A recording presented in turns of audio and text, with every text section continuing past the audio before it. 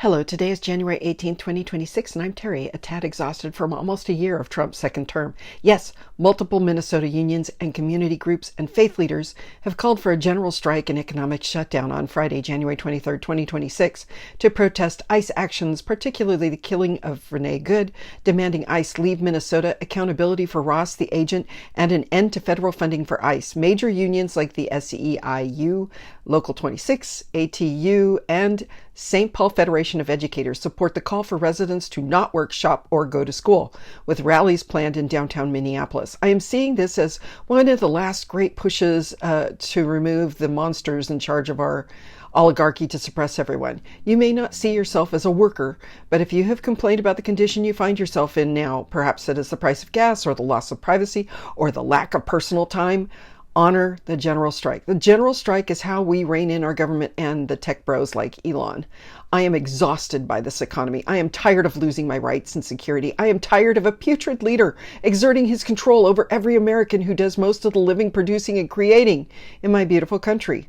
Our efforts should not be supporting only the top 1%. We all deserve a piece of that pie. We all should be able to afford to go to the movies once a week or do home improvement projects in a house you can afford to own, like the childhood I grew up in during the 70s.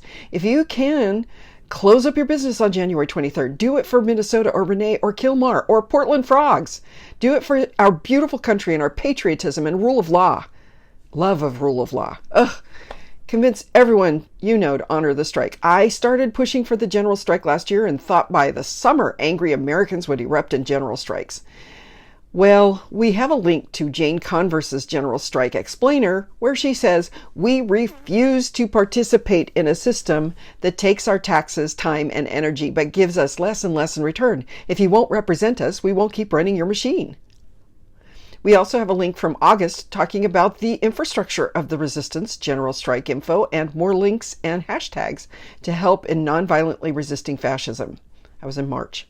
Back in April, a fellow strategist, KL, and I visited a county labor leader's office to get ready for general strikes, which should be a more prevalent part of actions on the left. And sure enough, we found that they were readying for general strikes back then.